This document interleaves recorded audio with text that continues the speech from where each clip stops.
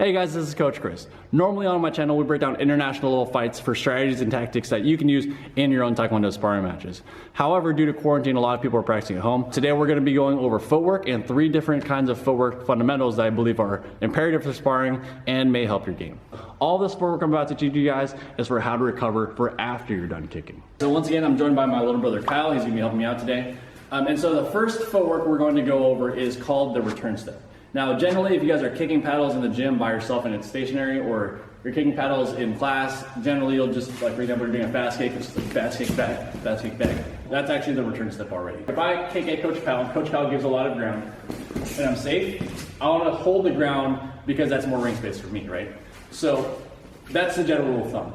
But there are exceptions. One of the exceptions is if, let's say Coach Kyle is really good at blitzing, or I'm scared Coach Kyle might blitz. So if I get my kick out and then he blitzes, or he's better on the inside of me, I want to keep myself away from him as much as possible. So I kick, like he's really fast at getting it. And so what I generally do to base something like this is I'd be here, I would do the kick and then I'll return step. And return step, when you do that, it gives you a little bit more time to react to what he's going to do. So if I kick and return step, there's a little more time on his blitz. So even if you were to blitz at the same time my kick's coming up, while he's closer, it's further distance than if I kick and I don't move at all.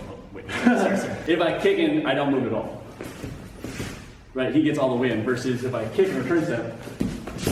A good example of, like, obviously this is a simulated environment, and Coach Kyle's doing it when I say to do it. If you watch Kramatov versus Namgun in one of the Grand Prix, the Russian's really good at getting his foot up. Namgun and Temujin, they like to fight really close.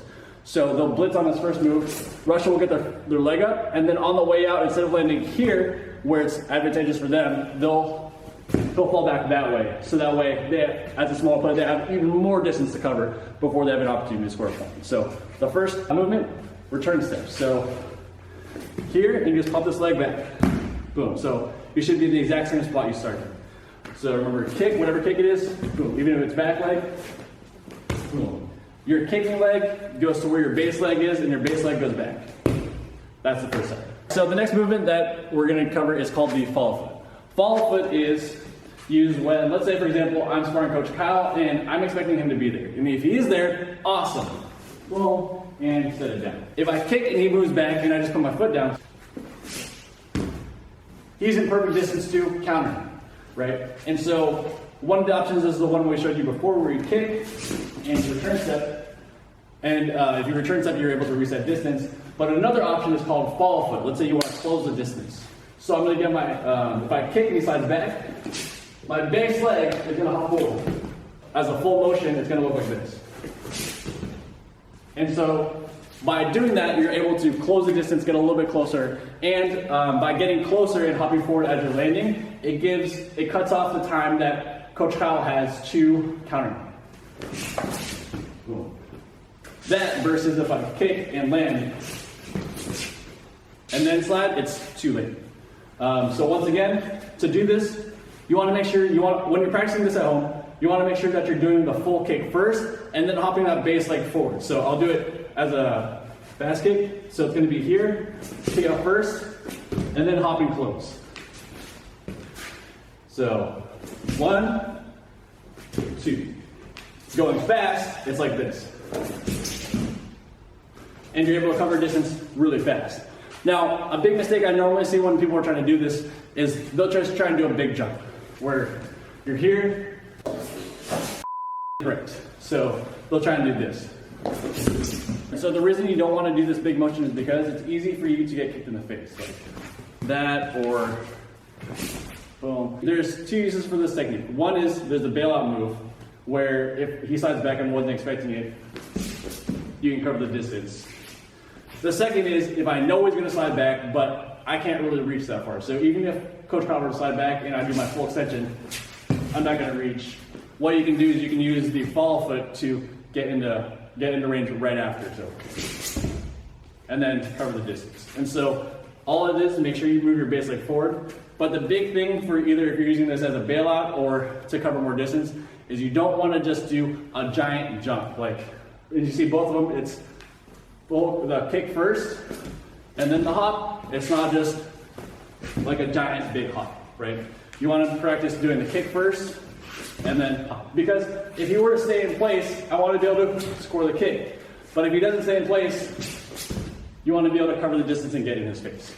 All right, guys, and so the last move we're going to cover is called the rabbit step.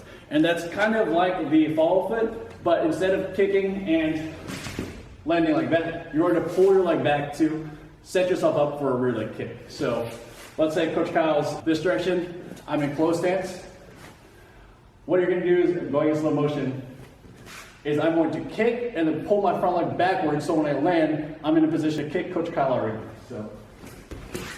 So this is especially useful if your opponent, you know you're already expecting your opponent's counter, or you're expecting them to lift, and doing this in 2 steps is too slow. So if you're going slow and you weren't using this step, it'd be something like kick, boom, versus boom. So when you land, the motion is whatever leg in the front, whatever leg's kicking, you pull it back, and then you're set to kick on your landing. Another way to use this that I like to use, especially is if I'm catching people, is on my landing, I'll use that momentum to push them back. Here, boom. I'll land forward like that and push to set up for the kick. So on this side, so I'm using both my momentum and the step to get my opponent to slide back for the kick. And that's the last kick. It's called rabbit step. You can use it with front leg like I've been showing, or you can use it rear leg to reset. So as you guys are practicing your hoochins and chunchins and doing those kicks, you can add any of those 3 onto the end of your kick to keep yourself safe, depending on the size of opponent you're fighting. Really quick, guys, I'd like to take this time to let you know I have a Patreon. So if you feel like supporting me there, feel free to do so. I already have 1 Patreon supporter, Michael. Thank you so much, dude. I really, really appreciate it. I got your content coming out soon. And for everyone else, please consider joining me on there if you find some value here. Thank you.